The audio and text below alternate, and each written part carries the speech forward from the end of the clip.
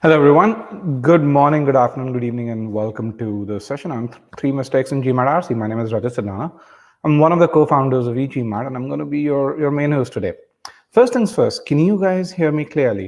If you can type in yes, if you can hear me clearly, that'd be great. And while you do that, let me actually do a couple of things. Once, put my presentation in the slideshow mode, and then second, start sharing my screen. Let's just do that. So if you can post your comment where you can tell me if you can hear me clearly, that'd be great. Let's get a few comments. I still haven't got comments. Perfect. That sounds great. So you guys can.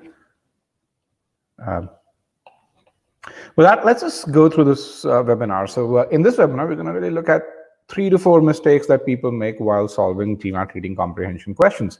And this is going to be baptism by fire. So we're going to solve questions, we're going to look at the mistakes you make, and then we're going to summarize where you made mistakes. So having said that, let's start with the first question.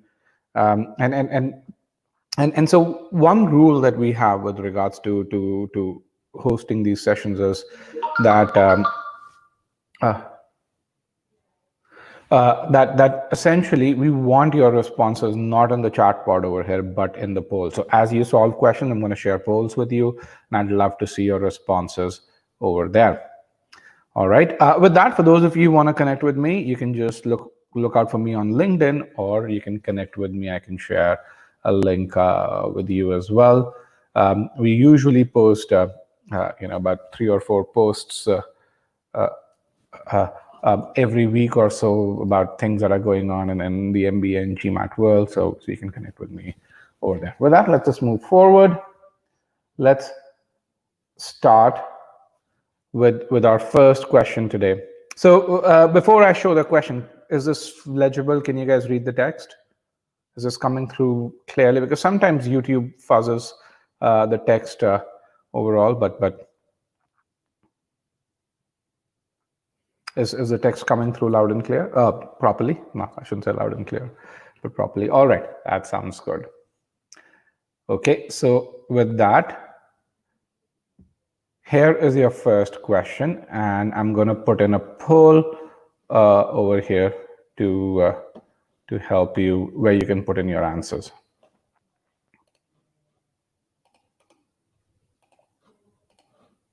Here is the poll. You should be able to see the poll on your screen. And while you do that, I'm going to mute myself. I'm also going to make sure that you guys can see the entire screen.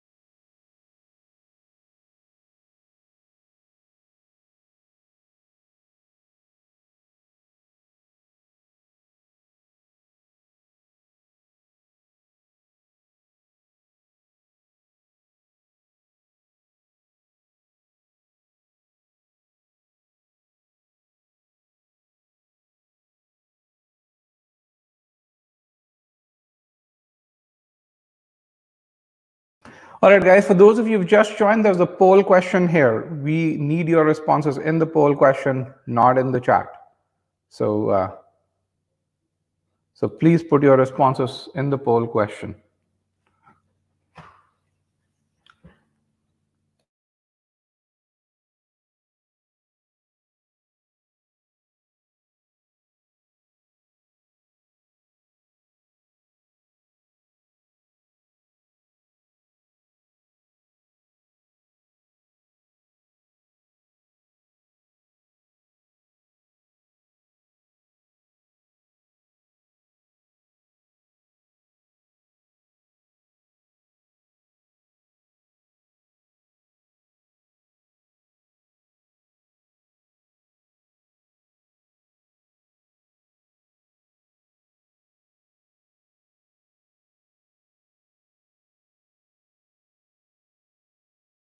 I have 14 responses. I'm going to wait for another 5 seconds before we move forward. 18 responses.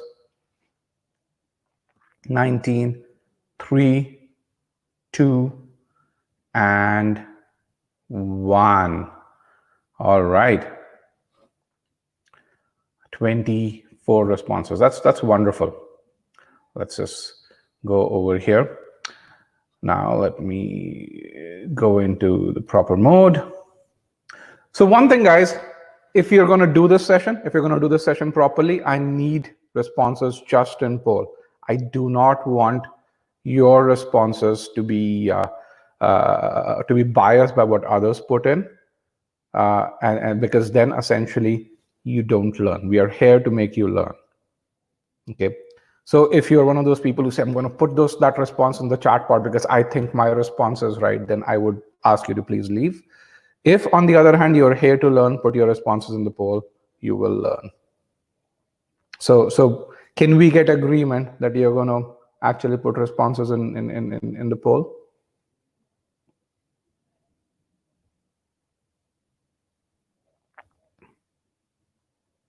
Let's get a few more responses.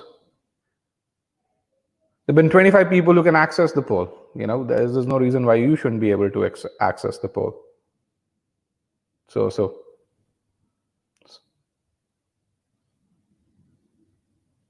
okay, let's see. Agreed. Yeah. Okay, perfect. I'm getting a few more responses. That's good.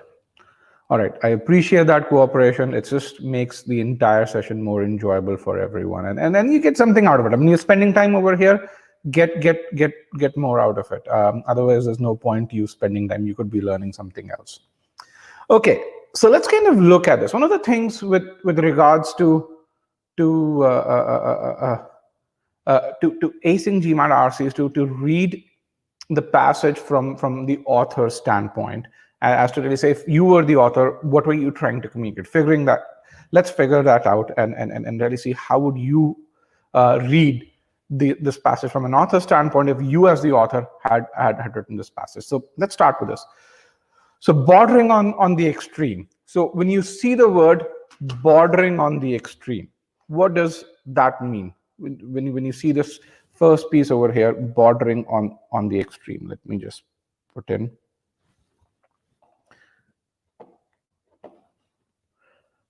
What does bordering on the extreme mean?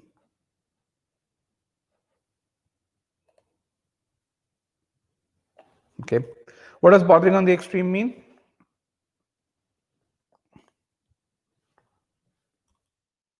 Move back. Bordering on the extreme. Any feedback on that? Yeah, it's an extreme. It's an exaggerated definition. Bordering on the extreme, one definition of ethnocentrism considers it a schismatic in-group, out-group differentiation. Okay, so it's a lot of new words in which internal cohesion, blah, blah, blah. So when you see a list, typically it's one of those things where you're kind of really saying elements that have a similar meaning or they're logically connected. And typically that's a level of detail that you can quickly skim through most of the times. Okay, in which internal cohesion, relative peace and solidarity, loyalty and devotion to the in-group are correlated with a state of hostility towards out-group, and which are often perceived as subhuman and or incorporation of the evil. So the first thing that you notice is it's a long sentence, which means you'll have to break it down.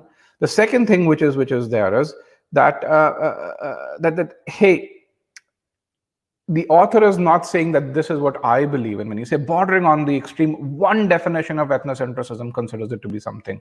What it means is that the author is presenting a definition. He may not agree or disagree with that definition. Okay, so bordering on the extreme, one definition considers it to be some sort of a differentiation in which certain things happen. Okay, and what are those things? Internal cohesion, relative peace, solidarity, blah, blah, blah, blah, blah. I mean, they kind of seem to be linked terms. I can't probably get all out of it given that it's just one sentence. But there are these things which are correlated. So correlated for me is a big word over here, are correlated with a state of hostility towards outgroups. There's something with regards to in-groups versus out-groups, and correlated means there's a linkage over there. And what can we say about the outgroups? These outgroups are often perceived as subhuman and/or the incorporation of evil. Okay, so this which essentially refers to these outgroups over here. Okay, so when you want to summarize this passage, what he really says is that the author presents one definition of ethnocentrism. It's not the definition he might agree with, but there's one definition that he presents. Then he really says his definition is a bit exaggerated. It's bordering on the extreme. And then, per the definition, the following are correlated, which is love for own people and then hatred for the outside. How many of you, when you read this passage, got this level of insight? Let's kind of get a yes, no over there. And while you put those answers in, so you say, okay, in this passage, I was given a definition. There's this inference to be drawn, which is that, hey, these two things happen together. Okay. And then once you kind of draw the inference, you summarize what you've gotten. Some of you were able to get out of it the same thing out of it, the others weren't. Okay. So let's kind of look at the answer choices and then what's the correct answer. The question says, what's the main purpose of the author behind writing this paragraph? And so the first choice is to criticize a concept that encourages hostility towards people not belonging to the same group. Does the author criticize ethnocentrism? Does the author criticize? And Sergio, I like that you're putting a percentage to it. It's really good. Does the author criticize? No, the author doesn't criticize anything. He presents a definition of EC. He presents a view on the definition, but not on ethnocentrism, and that's really important. That the view is presenting is on the definition, that definition borders on this extreme. Okay, and then the other piece which is there is that, and this is something a lot of people kind of mix up. According to the information that's given to us, what's being told to us is that this is what EC is. We can't really say that EC encourages hostility. What we know is that these things are correlated. So these things kind of happen together. Okay, and that's really important. How many of you understand what's the difference between coincidence, correlation, and causation? How many of you understand this? A brief yes/no poll. Coincidence, correlation, causation. Three terms you're going to see a lot in CR. You're going to see to a good extent in RC, and to a certain extent in sentence correction. How many of you understand that? The three things. Okay. Oh, everyone does. That's good. All right. Let's look at choice B. Or some of you don't. We're going to just summarize what these terms are over here. So this choice B says to evaluate the concept of EC while then listing its various features. Okay. So what does evaluation mean? Evaluation means where you really list pros and cons of a certain subject. Now, in this case, does the author list pros and cons? Not really. The author doesn't say, here are the benefits of ethnocentrism, here are the downsides of ethnocentrism. The author really says, this is what EC is. So this choice can't be correct. Let's look at choice C. Choice C says to define the concept of EC which leads to hierarchy among social groups. This choice is wrong also on two counts. First of all, does the author define the EC by himself? No, he doesn't. He really presents a definition. He presents, and he says it's exaggerated. He's not saying this is my definition of EC. The second thing is he doesn't really talk about hierarchy among social groups. He's not saying one group is higher than the other. No, that's not what he's saying. So that's why it's wrong. The last choice, choice D, is to introduce the concept of EC. And how does he do? He does it by presenting a view on it. So he definitely tells you here what EC is, And then, he introduces that concept. He presents a view. He says that this is an exaggerated view of EC. He says bordering on the extreme. One definition says that. So so that's an exaggerated view. So he really just says that. Okay. Now, with regards to your stats on this particular question, based on the data that I have over here, about, just 1 second, guys. About 60% of you got this correct. The other 40% made mistakes. And with regards to the choice that was most popular, let me just go over here. It was choice B. That was the most popular incorrect choice, but choice C was also really popular. So for those of you who made a mistake, where did you make a mistake?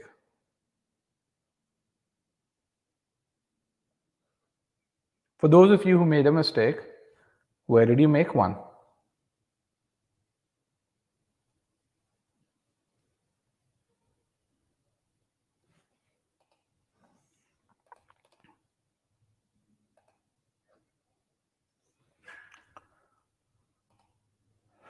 Where did you make a mistake? For those of you, because 40% of you did make a mistake over here. Confused with the word evaluate, fail to understand what evaluate means in here. Okay, that's good. So again, this is feedback that you should really write down to say, okay, what is it that you failed to do? Just 1 second, guys. I'm just trying to figure out how can I do annotations and then get my controls in PowerPoint, which I'm unable to get. Just give me 1 second. All right, fail to understand what evaluate means. Also very long words. So just to really tell you, with regards to the 3 words that we talk about, when you think about 2 entities that are coincident, which means that they happen together, okay? They may not have a direct connection. They may not be related to one another in the sense that one may not cause the other. If they happen together, which means they happen at the same time, then that means they're coincident, okay? If they're correlated, which means that they are connected, which means that, hey, a third entity could cause both of them, but there's some sort of a connection that exists. They may not happen together. One may not cause the other, but there's definitely a connection between them. When it comes to causality, there's definitely a connection. So the first thing with causality means is X causes Y, which means if Y happens, and for that particular instance, it happened because of X, okay? Which means there's also a direct connection between them. Now, they could happen together, or the cause can happen before, and the effect could happen sometime later. So coincidence is not required with regards to causality, but a connection, and of course, X causes Y. Both of those are required. Causality is the strongest kind of connection you can have in any relationship.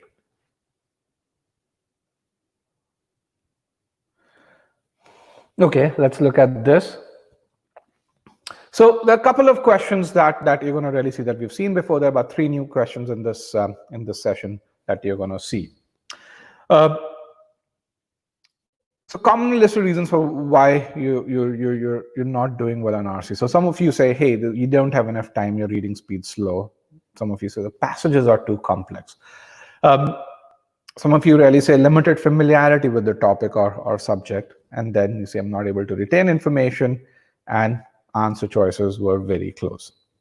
Now, how many of you identify with one or more of these reasons?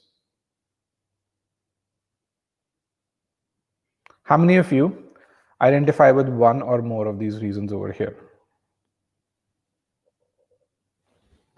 And while you do that, I just want to show media controls so that I can then I want to be able to.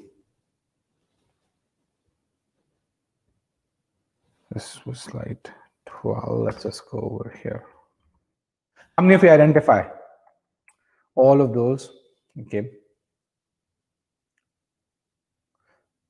Now, there are a few things that I want to tell you. First of all, when it comes to GMAT RC, it's very logical. So even if you're not familiar with the topic, the passage will provide enough information that you'd be able to answer questions. So limited familiarity is a material.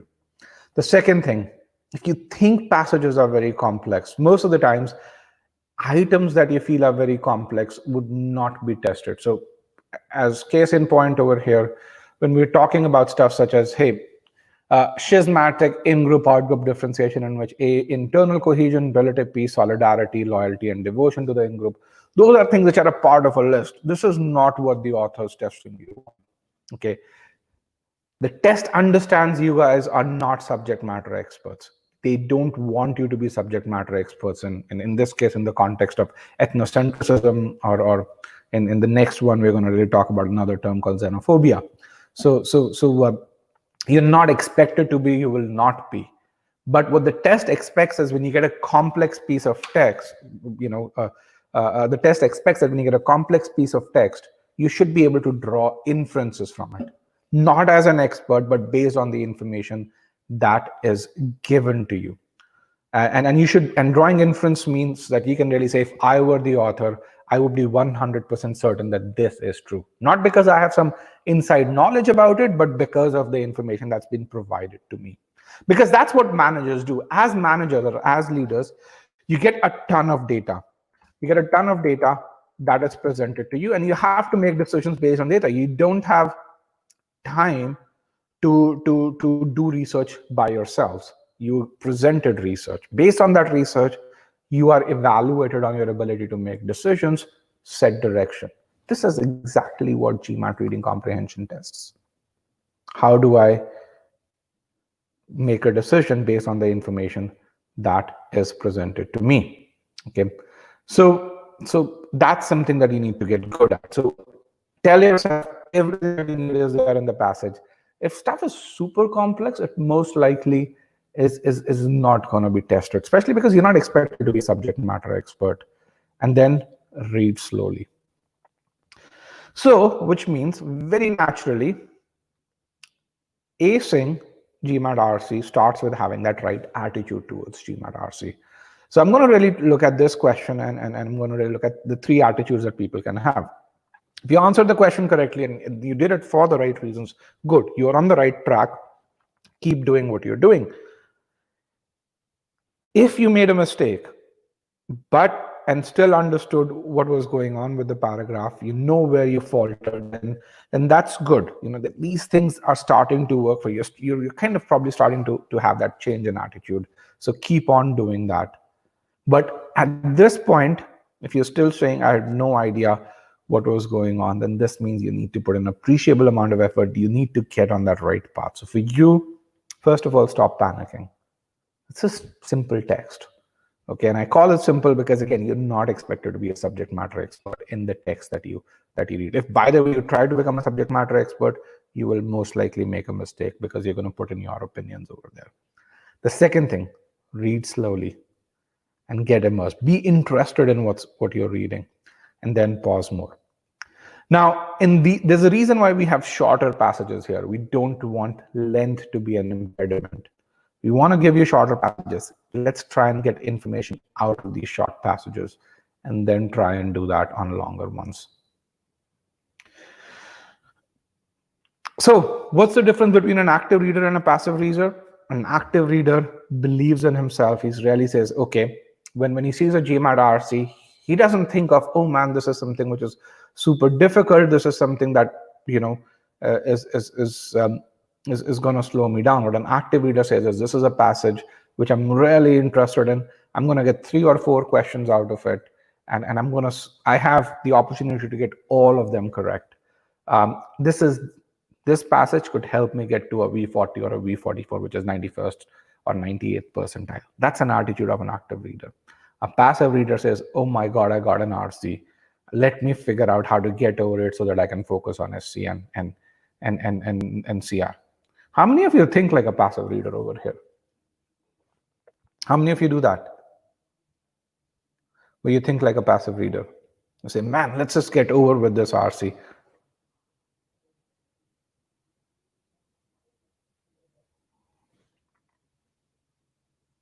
Okay, change that attitude. Okay, that is really important. So I'm going to talk about certain reading strategies that will help you become active readers. So these are tools, which means that once you have the attitude, you can use the tools to make sure that your attitude leads to maximum score improvement. Okay. And then I'm also demonstrate, hey, how can you get the answers correct? So those are, once you have the attitude, doing this is simple. If you don't have the attitude, I'll be banging my head against the wall. Nothing's going to happen. So let's build the attitude of getting immersed in the passage. Then we're going to talk about 3 reading strategies. The first reading strategy is going to be understanding sentence structure. What it really means when it comes to understanding sentence structure is when you read a complex sentence, pause.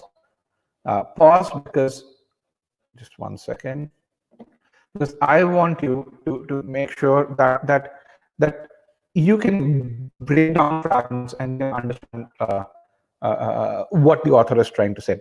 If you're early on in your path to GMAT RC, read really slowly, focus on every word. As you read more and more of GMAT RC, you're going to figure out there are certain words that are more important than others. And how is that going to happen? Because A, you're going to get more questions right. You're going to understand what kind of words does RC play you on, and you're going to see some of this in this webinar itself. Okay. As you do more RC, it's not just going to be words, it's also going to lead to sentence fragments, which is what we call a sentence structure over there. And you're going to really understand, okay, if I see a fragment written like this, this is what it's trying to say. When you get to that level of proficiency, which by the way is about 10 passages, that's when your speed would start to go up appreciably. The second piece, which helps in both speed and understanding, is predicting thoughts through keywords. You see a certain line, you see however, which means the author is going to go in the opposite direction. Before you read the text after however, you should really know, okay, I'm going to go against this. If you see a keyword such as hence, which means the author is going to make a conclusion based on what he just said. If you see a keyword such as in addition, you'd say, okay, the author is going to continue his chain of thought. Knowing what these keywords mean a priori is really important. Why? Because even before you read something, you know the direction you're going in. If you know the direction the author is going to go in, interpreting, reading becomes very easy. Speed happens automatically. Speed along with comprehension, that is. And the third piece, which I want to really say, is don't use your brain as memory. It's the worst way to use your brain. Summarize. After you've read a couple of sentences, summarize. Write down a word. Give it a break. And you're going to find that your ability to do RC improves, your speed improves. Why? Because you won't have to read it as much. Okay, where do you do this? You can really see that over here. One tactical piece to make your life easier, see big names, shorten them. Really, really shorten them.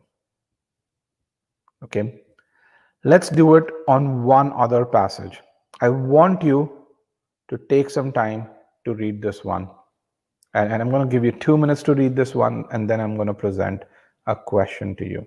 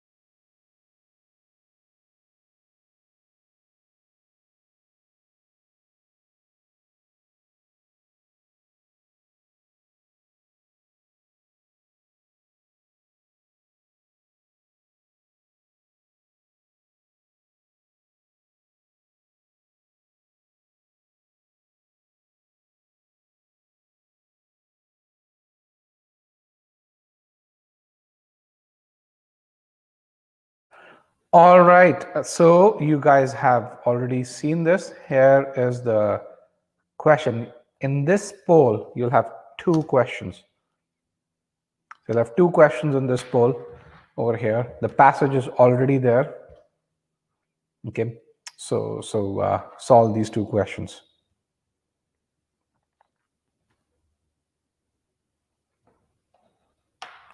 Let me just type the questions down.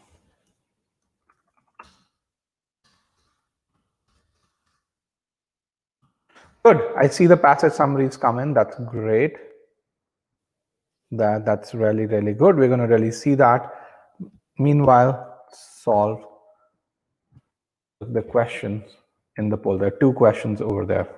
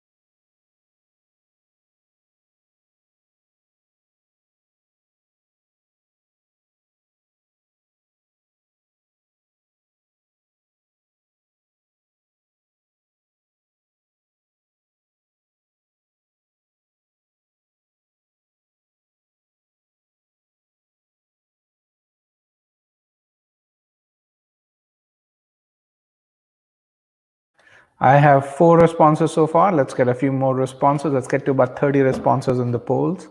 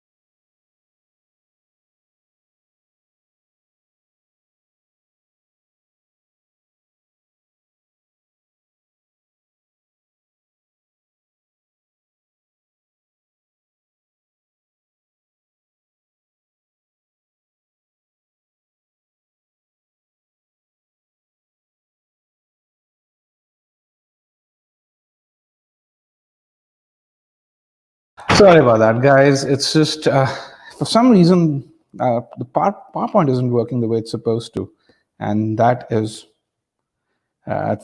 really sucks. Okay, The form is over here.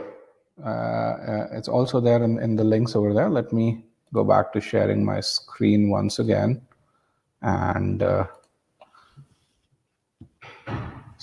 and let's look at the poll results over here.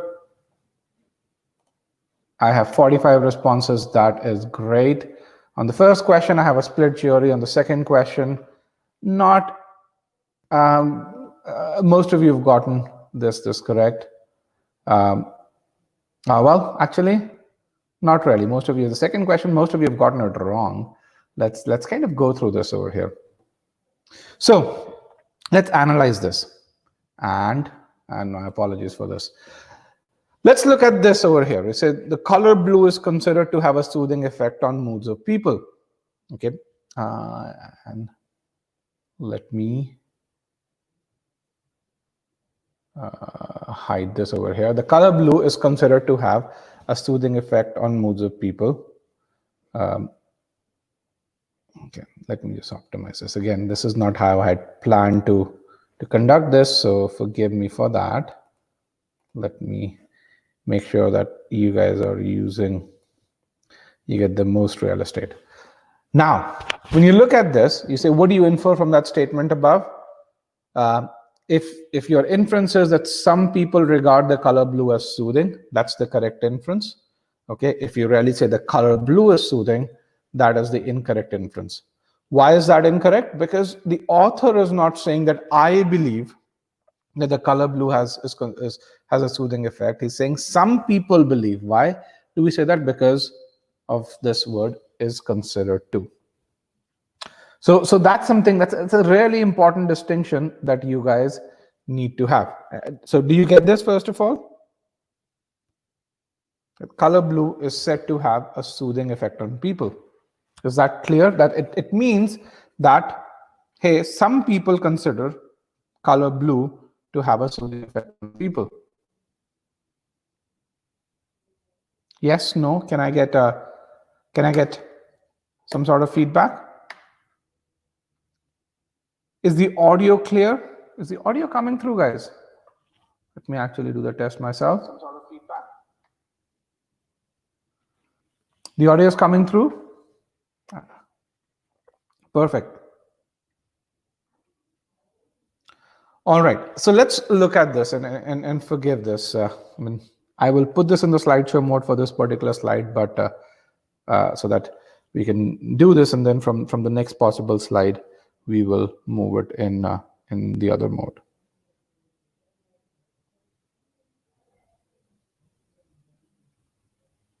Let's go there. So EC and its canonical variants are deemed to be intimately connected with xenophobia. Okay, ethnocentrism and its canonical variants are deemed to be. So let's consider ethnocentrism as EC. And what are deemed to be? Deemed to be means they're considered to be intimately connected with XP. So what the author is telling you is that I may not believe in this, but some people consider them to be intimately connected with XP. Okay, over here. Then, what is XP? A complex attitude cum sentiment structure involving aversion, dislike, and blah, blah, blah vis-a-vis the strange or an alien and everything the stranger or the alien represents. Now, when you look at this part over here, and I'm going to just point it out, a complex attitude cum aversion structure, blah, blah, blah, blah, blah. When you look at this, what is the first thing that you want to do to make sure that you distinguish it from the line before, which means what distinguishes this part over here from this part? And I want to make sure that you understand that distinction. The first part over here, can you guys put in? What's the distinction between the second part and the first part? No, I understand the comma. That's what's, but what is the key distinction that you should think about? In the first part, the author is presenting someone else's opinion. What the author is saying is EC and its canonical variants are considered to be connected with XP, which means that some people say they are considered to be connected with XP. But then when he says a complex attitude system, blah, blah, blah, blah, blah, That is the definition that author is giving. He's saying, hey, XP is this. I am telling you. Do you guys see that distinction? It's not just the author about it's not the definition of XP, but it is also the fact that it's coming from the author. And that's a very important distinction. Yeah, the second is something that the author believes in. The first is what some other people believe in. The author is giving you that information. Okay. And everything that the stranger or the alien represents. Then the author really says, some sociocultural anthropologists even considered XP and EC opposite sides of the same coin, but a few voices have cautioned that this need not be the case. What's happening in this line? Is the author presenting his own view, or is the author mentioning views of other people?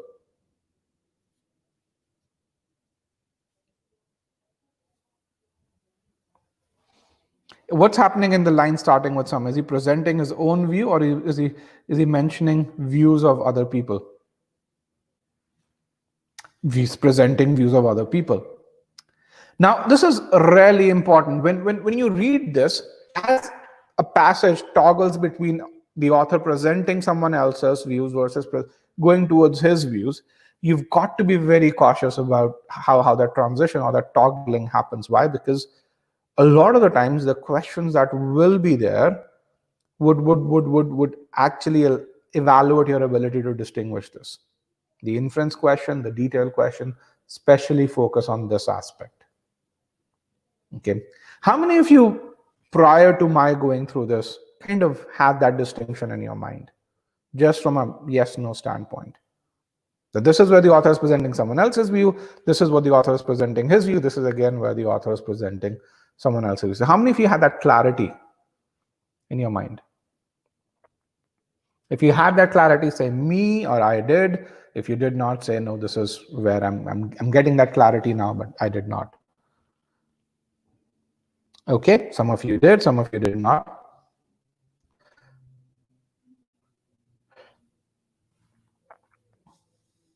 %. I like 90%. Good.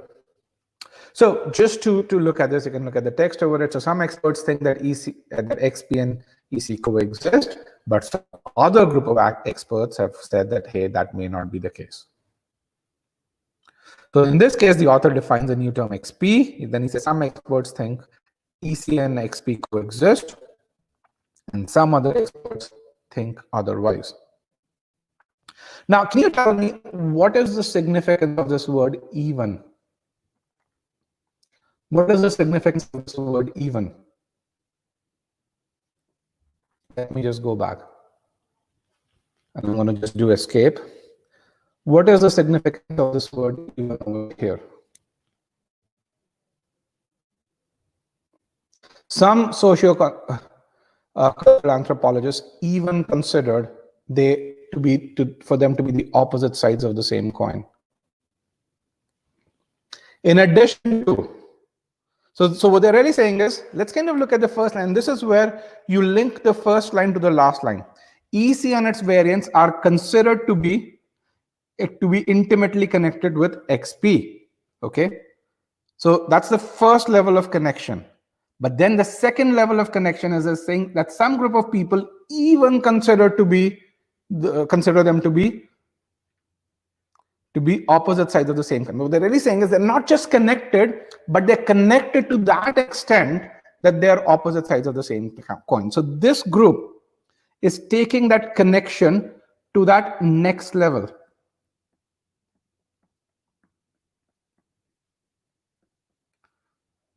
Can you see this?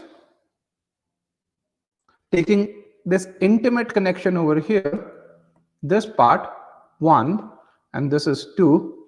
This is taking that 1 to that next level where they're opposite sides of the same coin. Can you see that?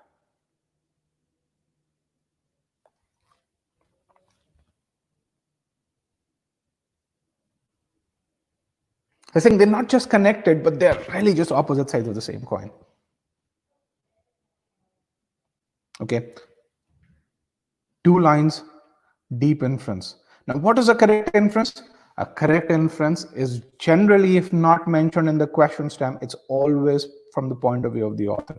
If the question stem says, describes another entity, then you have to take it from that person's point of view. But if there's no entity that's written, it's always from that point of view of the author over here. Okay, which means that it cannot be something that the author doesn't believe in. If there's no entity given in the question stem, then the correct inference can't be something that the author believes in, which means if someone else has listed something, that can't be the correct inference. Okay. Also, author always agrees with facts. That's really, really important. Let's talk about question 2. Question 2 says, it was an inference question, and choice A says, XP and EC are different facets of the same concept. Okay. Now, is that the author's view? Is that the author's view over here? No. Why? Because they're deemed to be considered. The author may not believe in this, but they're considered. Okay. Everyone who chose choice A understands why choice is incorrect.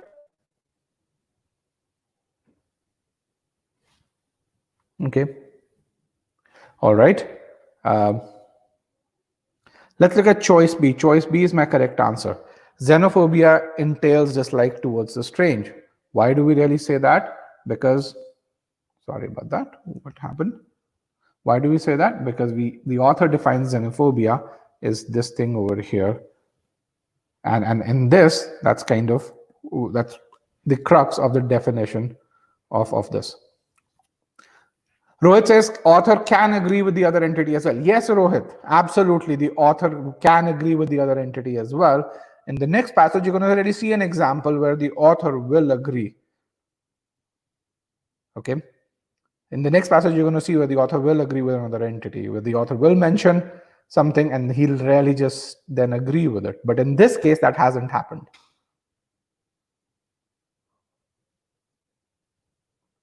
Does that help, Rohit?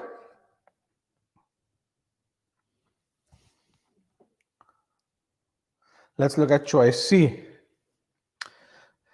EC and ethnocentrism are not connected with each other. Again, do we know if the author believes in this? Not really. Okay, we don't know whether the author agrees or disagrees with that view. So, which is why this part is wrong. The canonical variants of EC are closely connected with xenophobia. Again, this is the considered view. We don't know if the author believes in this. And then, last one talks about a cause and effect relationship. There is no cause and effect relationship that exists. So, but half of you got this wrong. First of all, do you understand where you got this wrong, and do you understand why you got this wrong? Do you do that? Do you understand where, and do you understand why you made a mistake?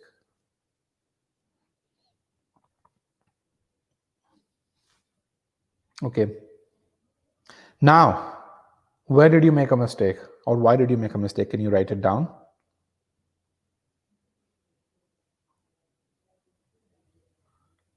Where or why did you make a mistake?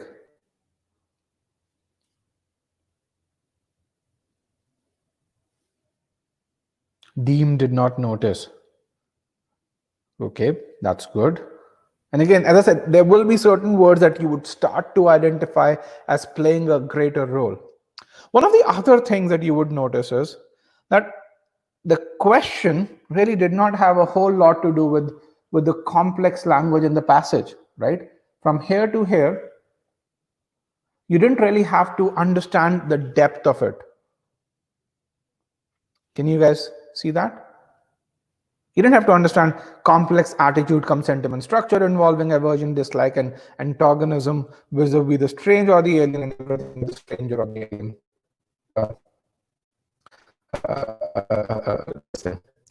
Siddharth is a very important one. He says instead that the option B is given directly by the author, so it may not be inferred.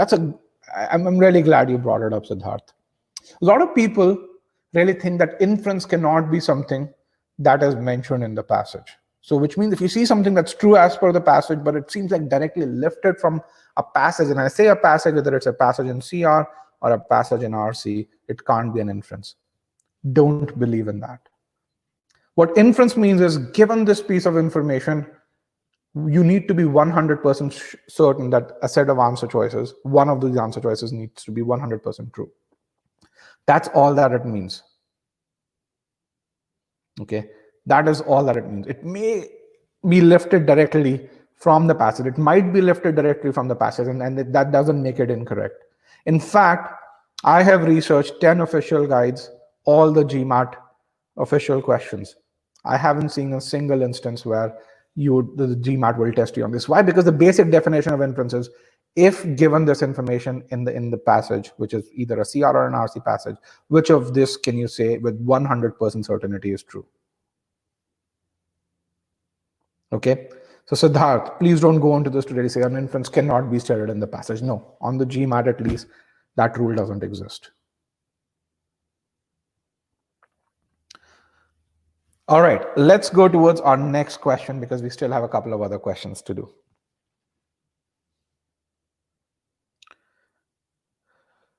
In this, xenophobia causes ethnocentrism. Again, we don't know causality. XP and EC are closely connected.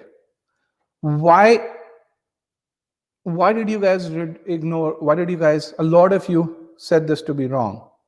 Why did you guys say that according to these socio-cultural anthropologists, this would not be true?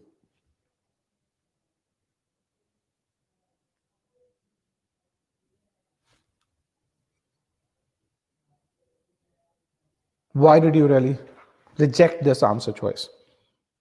Let's kind of look at the answer choice that you guys selected over here. XP and EC, while different concepts, coexist most of the time. You guys focus on this coexistence most of the time. How do you know that they're different concepts? How do you know that they're different concepts?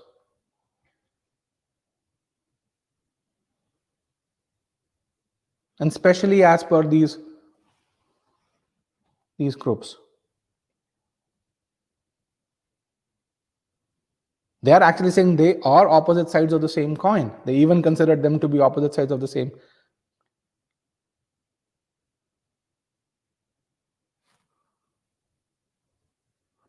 You missed according to this. Yes, that's really important. Read the question. Anjali. Okay.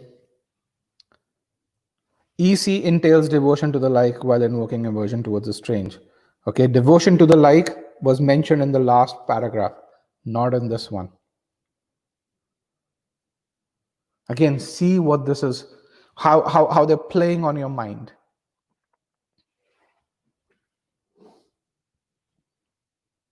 And one of the things that you really notice is that a lot of what we are doing over here is something we're doing a lot of pre-analysis, which makes answering questions very, very easy. Okay. Again, you guys made mistakes. Did any one of this, I mean, how many of these reasons applied? Did you not have enough time? No, I gave you ample time over here. Man, I'm so used to reading on the writing on the slides over here. Let me just escape and go back to this one. You guys had ample time, right? The passage, yes, was complex, but again, we didn't test you on the complexity.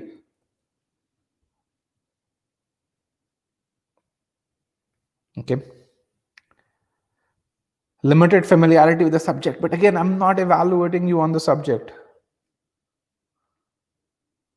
All right. Not enough retention. We are talking about very short passages over here.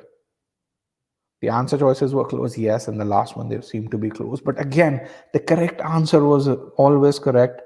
The incorrect answer was always incorrect. Okay, so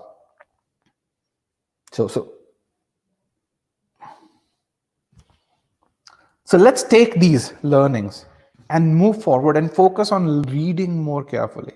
Because if you focus on reading more carefully, you're going to be able to reject answer choices with a lot more confidence.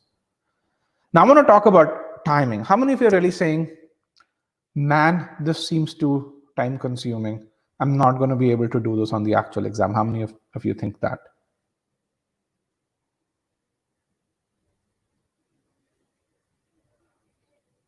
Okay, Rohit says, I've identified this as an issue. That's really good. Rajanya says, didn't understand different sides of the same coin. Different sides of the same coin mean they're essentially the same. You know, it's you have one coin, you have two sides to it. It's still the same coin, either way you look at it, right? Okay. Me, timing is a problem. Okay, timing usually in RC, if you do it right, is not going to be a problem. And because some of you really say, hey, you're asking me to read slowly on a test which is timed. Are you crazy? No, I'm not. And our students won't have the kind of success that they do if this were the case. If you look at the last 3 years, we've accounted for half the reviews, almost half the reviews on GMAT Club. If you look at the number of success stories, we account for 12 pages worth of success stories on GMAT Club Share GMAT Experience. The next closest person is 6 pages. That stark gap would not have happened if our students did not read slowly on a timed test. So here is some math for you. Okay, let's say you follow what is called a speed reading, skimming through the passage. This is what's going to happen. You're going to read the passage in about 2 minutes. Okay, then you're going to spend about 1.5 minutes to 2 minutes on every question. So overall, you might end up spending 8 to 9 minutes on every passage. And by the way, you will make mistakes while doing this. On the other hand, if you slow down, remember an RC passage at the most is about 430 or 440 words. That's the longest passage. If you read slowly and if you learn the habit of reading properly, okay, you'd probably be able to read the passage in 3 minutes. And then because you've read the passage well, you'd be able to answer each question in about 1 minute or even less. And we have seen this happen numerous times. Now, for those of you who say timing is the biggest problem, here is a case where I gave you enough time. You still couldn't get it right. Right? You could not get it right despite spending time. So this means that there is definitely another problem. If you can't get questions right despite spending time, you probably won't get them right if you rush through them. But the bottom line is that if you comprehend the passage, then you would not need to spend more than 1 minute per question. Here's an example of a student, Anastasia. She actually got into Columbia. She was able to improve to 740. And what she said is, you should read all the text, not just the first or the last line of the passage. Okay, as long as you understand the whole paragraph, it takes only 30 to 50 seconds to answer this. And this is something which is really important. If you want to watch her success story, you can go to this link, watch that success story, and you can really see how she navigated through GMAT RC. Okay. It says the more you read, the greater is your skill. Nishant, who scored a 740, also a Columbia, I admit.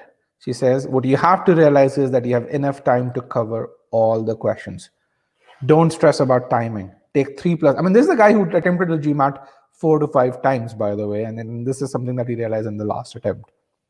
Do not stress about timing at all. Take 3+ minutes to read, understand, and comprehend a short passage, or 4 minutes for a long one. It says this strategy has this initial investment of time, but it's great when you deal with questions. Using this strategy, he was able to answer RC in a lot less time. You can really see the amount of time that he was able to answer RC. So again, you can see over here when you get the PDF, you can watch his success story. There's another guy who went from V27 to V41. He says, this guy has just got an admit from Kellogg. He says, in case of reading comprehension, I was forced to read the passage multiple times before, for the reason I didn't understand the passage for the first time. And how many of you do that? How many of you are forced to read the passage? And this is when he scored a V27. Okay. How many of you do that? Read the passage multiple times.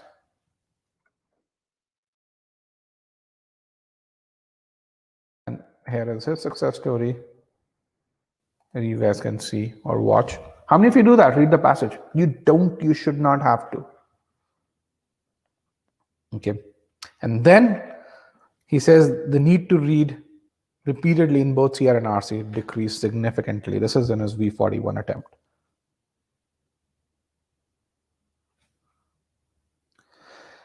So how do you go about doing this? If you're an GMAT student, make sure you've gone through the Master Comprehension course where we teach you how a sentence is built, because you're going to see these long sentences over here. So stuff where we talk about deconstructing long sentences is going to be really, really important. We also teach you when you're reading a long sentence, where should you pause? Okay, these pause points, learning about these pause points and evaluate is really important. Why? Because once you do this, then you bring them into RC or SC or CR, you know how to extract the meaning out of these sentences. In the RC course, you have the reading strategies concepts. When we teach you how to read, I mean, people think you can't teach anyone how to read. You definitely can, and we've seen the results out of it. Where we teach you how to read and we evaluate you on that. So you can really see the evaluation. Are you reading things properly? And then we have the concept level files. I think the concept level files, if you know how to read, the concept level files give you a framework to leverage the information that you already have, whether they're in main point and so on and so forth. And essentially, if you truly want to get good at it, spend the time in going through these files. Similarly, on the inference files, on the application files, we do that.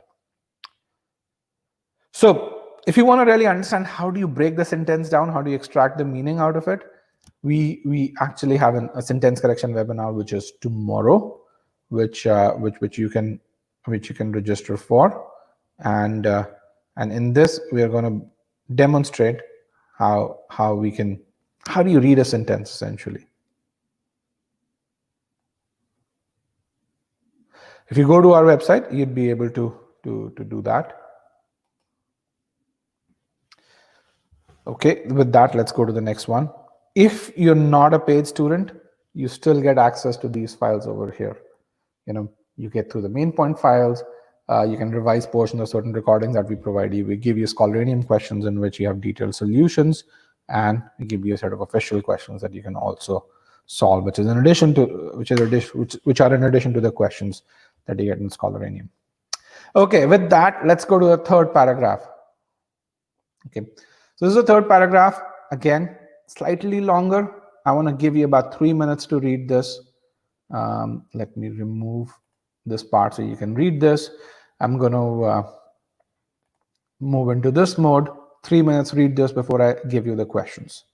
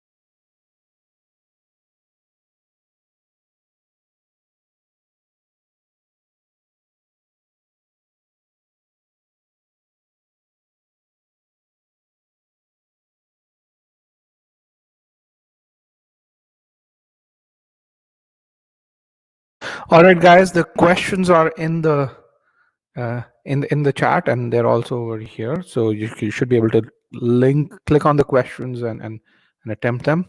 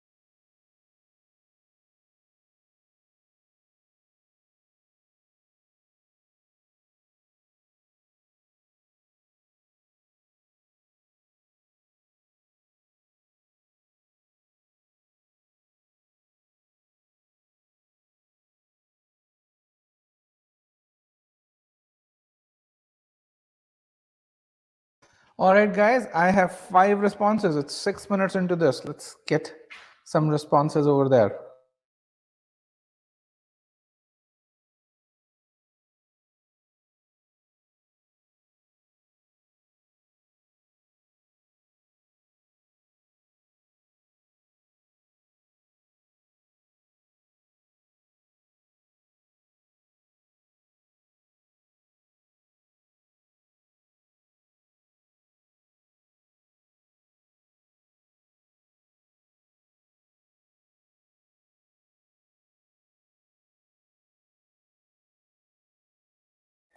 Twenty responses. That's good. Let's get a few more. I love what I'm seeing with regards to how you guys have improved from 31.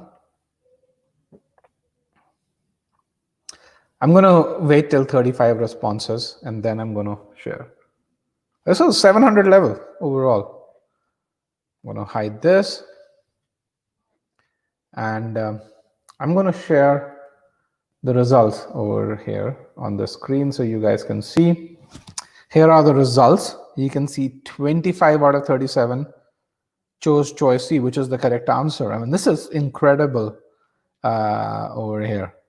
So that's really good. And the next one, 21 out of 37 chose the correct answer, which is again incredible. Thank you. I mean, this is, so how does it feel to hit this level? How does it feel?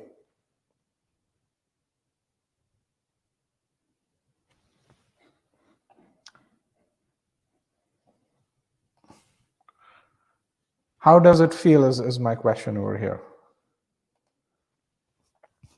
Great, that's good. So again, difficult passage. And let's kind of start with this one over here. Let's go with this.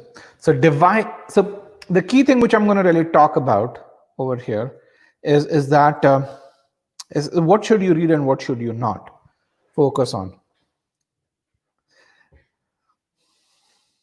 Defined as an aggregate measure of production equal to blah blah blah blah blah minus blah blah blah blah blah. So when you look at this, defined as from here to here, see, this is the definition of GDP, all right? And this is something where you can probably rush through this part of it, but over here, This is where you should slow down once again. GDP is a basic measure, is a basic standard to measure. To means a purpose word. Remember, I am studying to ace the GMAT. To is always a purpose word. To means with a purpose of acing the GMAT. GDP is a basic standard to measure the standard of living in a country, and in turn, what does in turn mean? And Jagannath, what you've said makes. What does the word in turn mean? That's music to my ears, where you say, hey, I've read slowly and understood the passage. So what does in turn mean over here?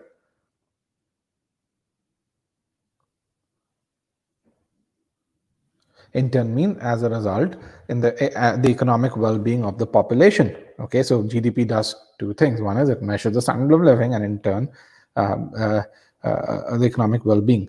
Then the author says, however is a keyword, or as a result.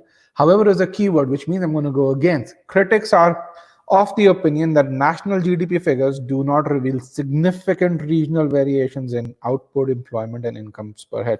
So another thing which is there is anything with however, the author is going against, and what really saying is, okay, he's pointing out one shortcoming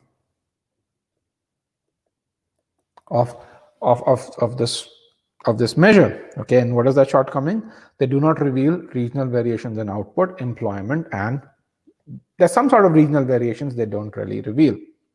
Then the author goes on to say they justly contend. What's the implication of the word justly over here? Why is the author written this word? They justly contend.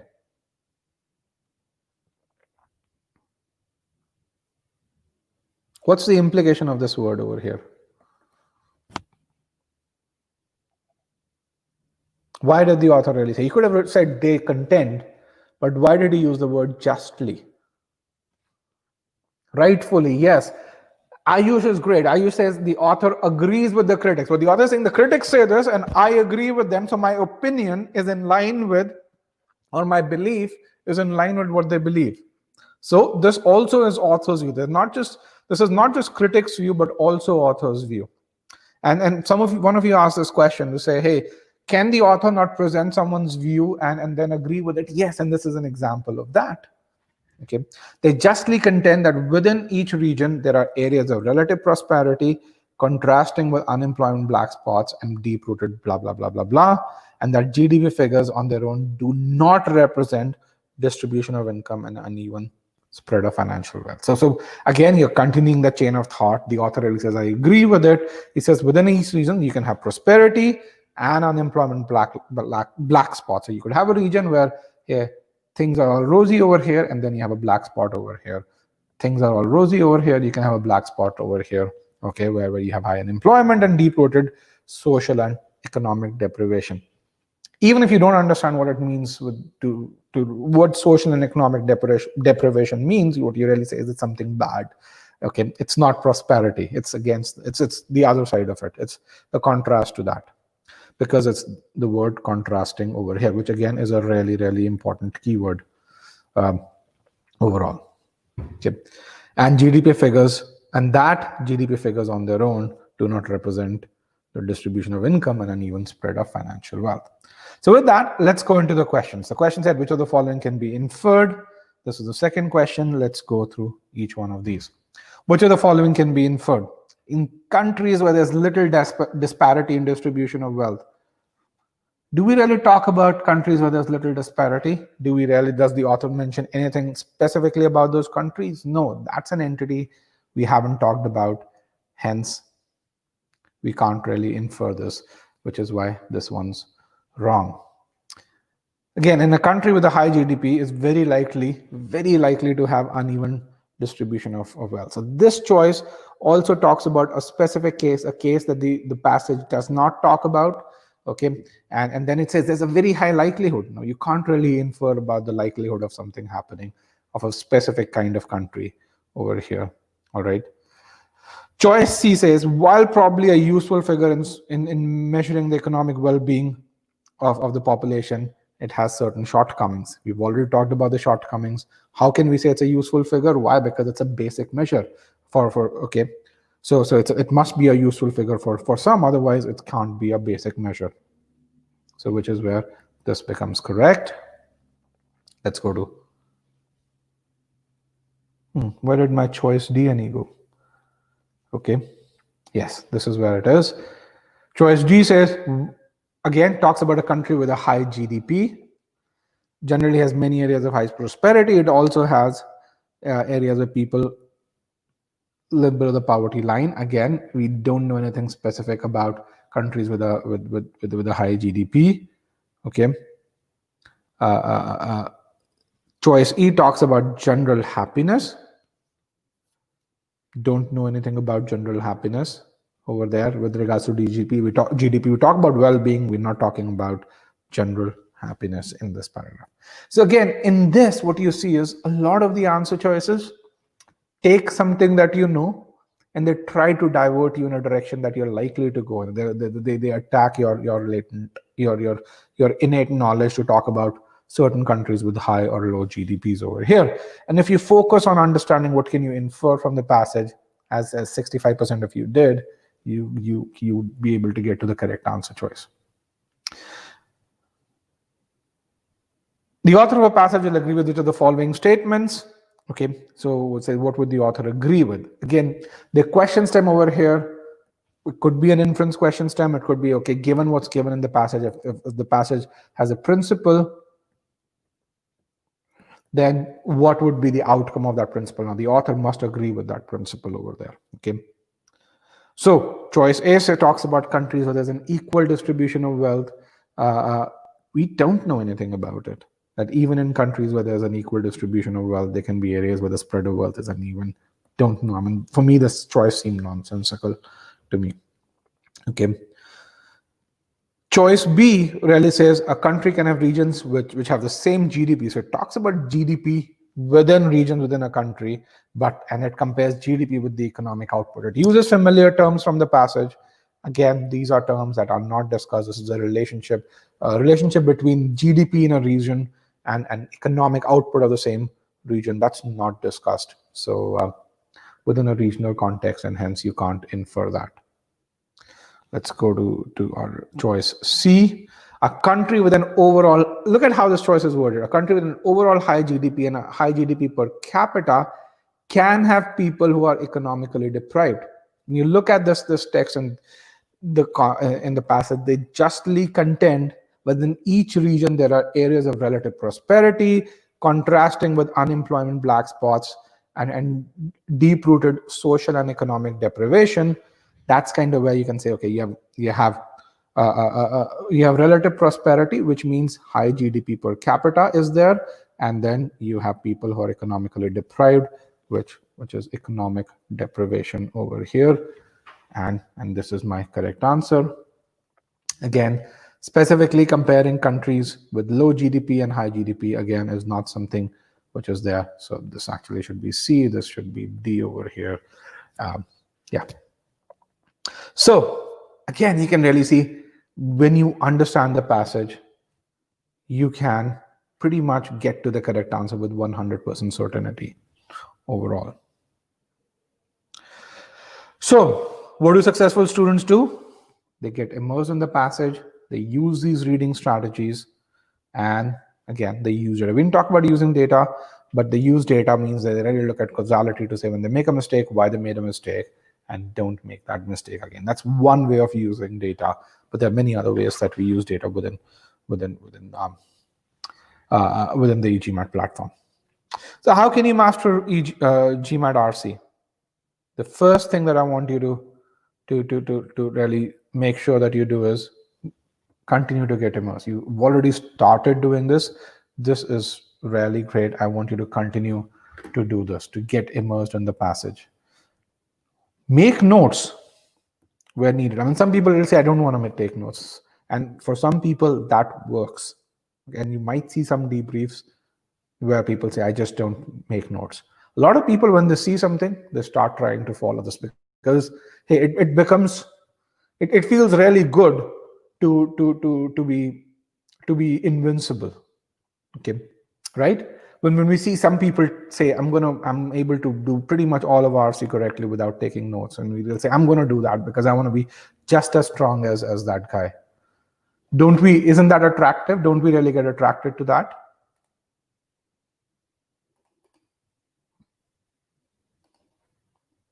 Don't we? Right? Remember, your goal is to ace GMAT, not have super high capacity to read. So whatever actually helps you ace GMAT, do that. And this is much more likely to help you ace the test. Okay, not being macho in the context of RC. As another guy, he basically messed up his RC in his first attempt. He was able to cross V26 in 3 attempts, but was ultimately able to get to V41 over here. And again, what helped him? Applying reading strategies, pre-thinking the answer before going in the passage, and making notes. If you go to our YouTube channel, you're going to see numerous interviews, and these are interviews of people who struggled at first, and then they've actually aced the GMAT. And so these are people who've come back from behind.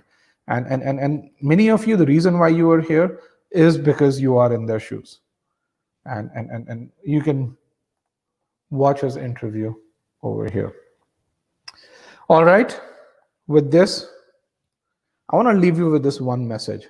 On the GMAT, speeding kills most people, unless you're already a racetrack driver. By the way, if you already were a racetrack driver, you wouldn't be in this session. Okay, with that, I want to thank you guys for being here. If you guys like this session, I would appreciate if I can get some likes on YouTube. GMAT Club tracks those likes. Also, you can download the session PDF over here. Also, if you have feedback for me, you can definitely write to me at rajat-ali-gmat.com. and be happy to help. Remember, we have the SC session tomorrow, so definitely attend that. If you've not attended that, it's on our platform. Let me share the link with you. And then we have a number properties session this weekend as well.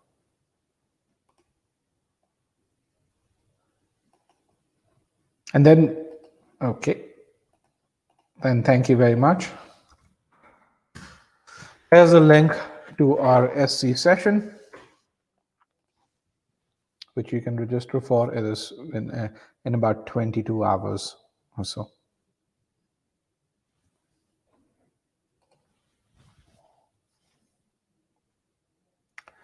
And I want to, before we go, if you could write down what some of your takeaways were, that would be very, very nice.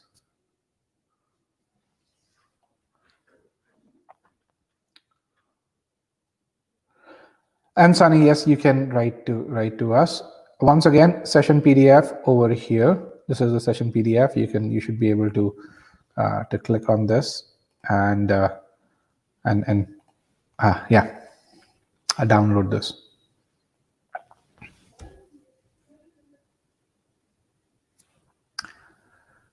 Thank you, guys. With that, I'm gonna end the broadcast, and I wish you good luck, and I look forward to seeing you on egmat.com.